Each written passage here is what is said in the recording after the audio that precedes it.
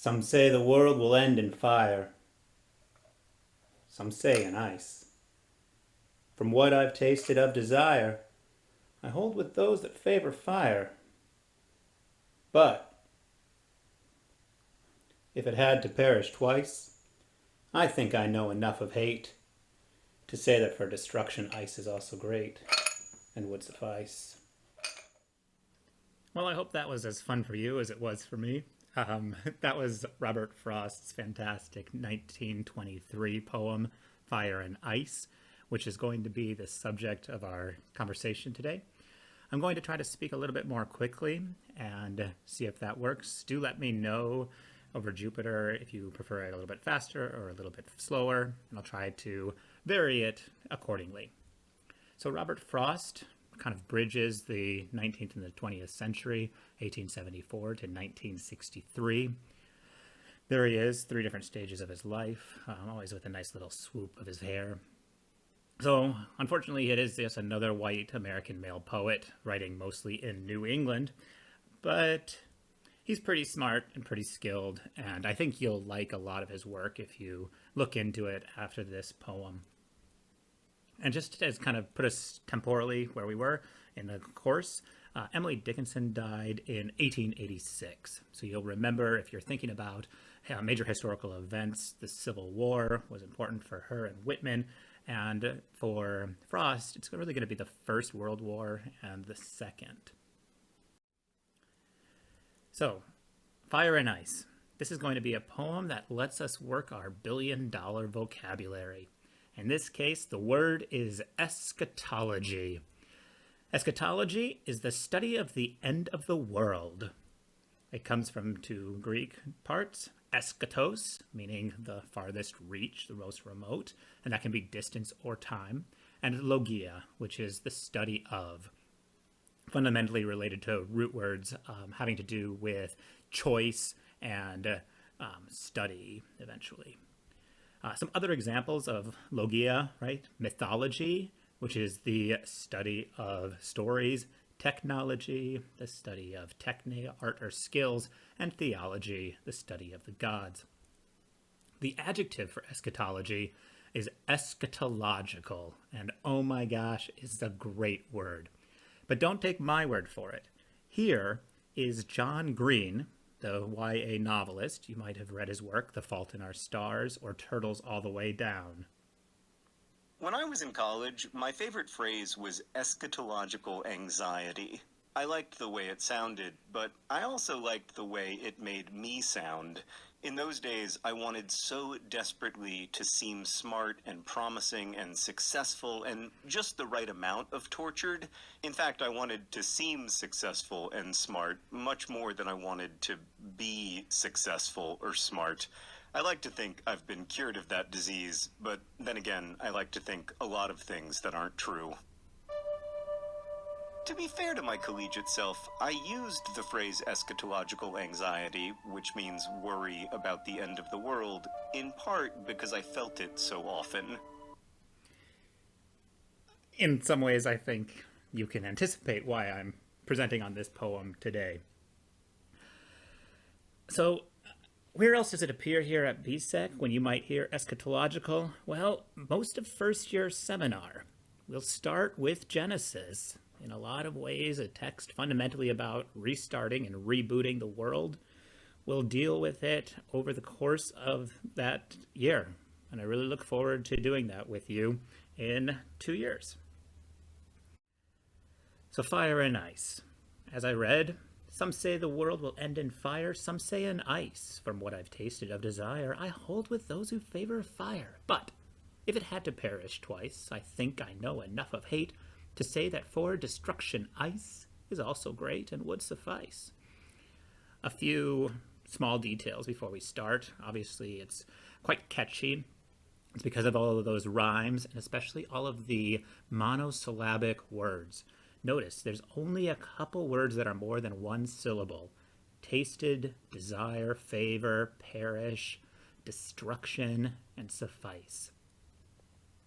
So it's made up primarily of lines that are 4 feet long, so 8 syllables, except for lines 2 and then the last two lines. Those each have 2 feet.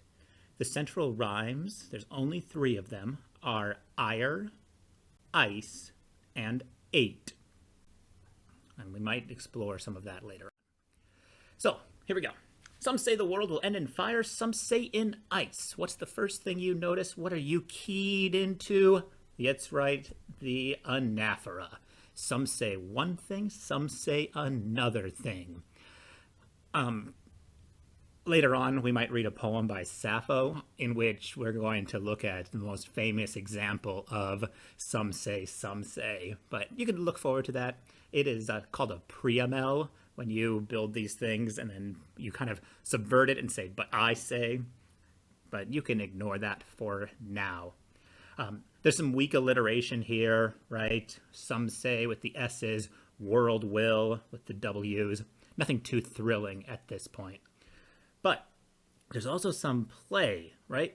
Some say the world will end in fire, and then the line literally ends in fire. So it's like, don't think that this poem is going to be all depressing or destructive and sad and serious. It's actually incredibly playful. And I want to emphasize that as this idea that in order to talk about the end of the world, you need to not take yourself too seriously. So you should immediately be suspicious. And I guess that's a suspicious with 2 P's. Maybe some sort of super suspicious. Because never trust a duality. Some say one thing, some say another thing. What about the third thing, the fourth thing, right? This is making the world way too simple.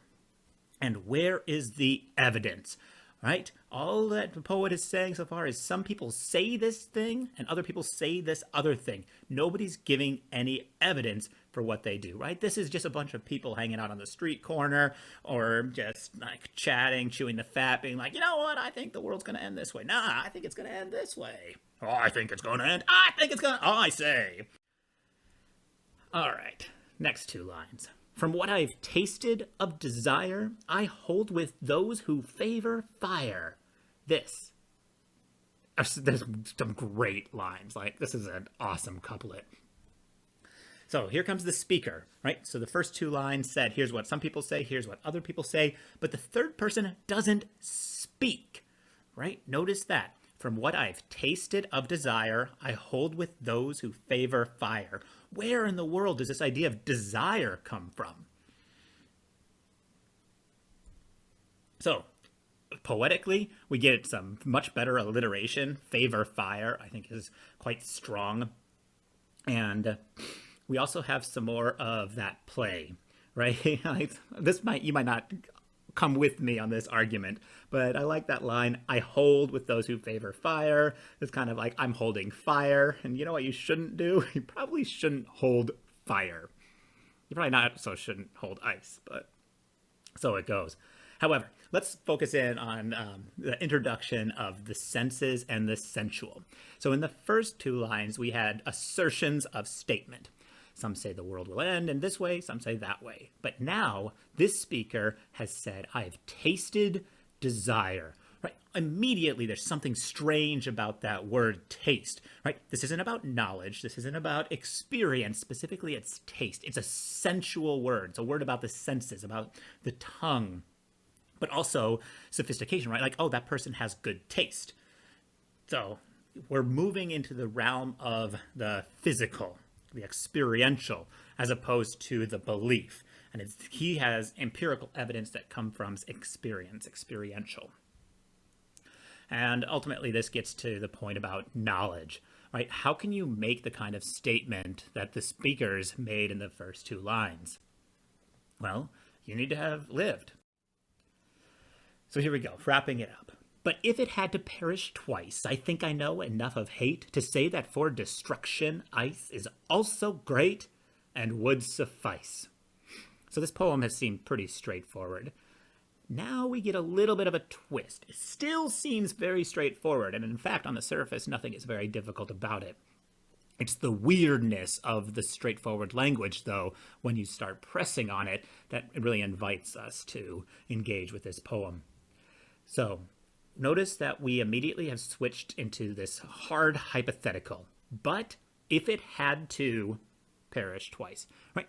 if it had to. That doesn't mean it needs to. That doesn't mean it even had to perish once. He has introduced this whole new idea of what if. And so this question rises, why? Why might the world have to perish? And notice that nice disyllabic, perish. There's also a pun there, right? A perish both means to destroy, but also perish with an A is the kind of the region around a church or a religion. But if it had to perish twice, if it had to die according to another set of religious beliefs, I think I know enough of hate, right? So we went from tasting desire to now knowing hate, a different mode of knowledge. As we keep going, the poem shortens as it discusses greatness, right? So this is kind of a little paradox, right? Is also great is the shortest line in the poem. And we get very, very powerful enjambment. So this is a word that we looked at a little bit and we might have forgotten, but essentially the enjambment is the continuation of meaning across a poetic line break. So notice but if it had to perish twice, comma, that's a strong break. I think I know enough of hate, right? We have enough elements in that sentence. It's not too dramatic. To say that for destruction ice is completely isolated. What can you say about it? Where does it stand? Well, sharp enjambment, destruction ice is also great and would suffice, right? This kind of continuation of sense, and ice is as great as fire, right? Is also great. I'm really interested in the word destruction, though. It's trisyllabic. It is a massive word in the middle of that line of monosyllables. Right? Everything around it. I think I know enough. There's two of hate. But then to say that for 1, 2, 3, 4, destruction, huge word spreading out. It's expanding the line, much like ice freezes, right? It kind of gives us a sense of what's going to happen with the ice. It's really, really beautiful placement there. The word also destroys the poetic and the flow. So much like that enjambment, it's really a piece of genius. And so this gets into how is ice destructive? Well, it expands. But there's also this point that's raised about the knowledge of emotions, right? How do you know hate? Is to know hate different than to experience hate? And then finally, this word suffice, right? Sufficient is just enough, right? Basically, you're not over destroying the world or under destroying the world because you just kind of need to destroy the world. So something that I'm interested in a little bit is why is hate not fiery, right? He associates ice and hate as opposed to hate and fire. So just something to speculate on, right? If we were in class, this is a thing I would really love to hear everybody probably free write about. So just to kind of review, what happens in this poem? A speaker says there are two opinions about how the world will end and ends up ultimately supporting both. Very straightforward. So what's it about? And this is always where things get interesting. I would argue it's about knowledge, experience versus opinion versus study and belief, right? I think there's ambivalence. What kind of word is say in the beginning? Some say. Is it an assertion of knowledge? They say it because they know. Is it an assertion of belief? So I think that ultimately it comes down to the inability to know, right? So the ambivalence is also about knowledge, but also it's an ambivalence about the destruction, right? The world is going to end is what this poem fundamentally is saying. Not in a super serious way, which I still have to talk about, but that it will end. And here's that point, right? This poem does not take the apocalypse and eschatology too seriously. There's no fundamental reason why anything is getting destroyed. He's just kind of playfully inserting himself into this poem. And I would argue that part of that play arises from the various simple rhymes that are used and simple language. Kind of poking fun at people that would say this and making it overly intellectualized by a study of himself. All right. So one thing I want you guys to do is compare Fire and Ice with this poem by Walt Whitman that we spent a long time on at the beginning of the year. Specifically, we kind of came down on the thesis that When I Heard the Learned Astronomer was about the difference between gaining knowledge from somebody else telling you versus experience, right? Passive versus active knowledge gathering. So look back over this poem, spend some time with it, and think if it has anything to do with fire and ice. Is there anything that you can compare in the two of those, either taking ideas that I've given about fire and ice or coming up with your own? And just kind of 2 writing prompts. Just pick one and you'll post it up on Jupiter.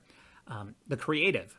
Instead of an eschatological poem, write one that begins, "Some say the world will start," right? What's it look like when the world starts?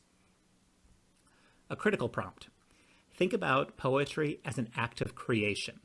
Do you think that writing poetry is a way to combat the eschatological anxiety that John Green talked about? And then just explain your agreement or disagreement, chat with other people on the forum, and enjoy. Spend some time with this poem. It's really, I think, delightful.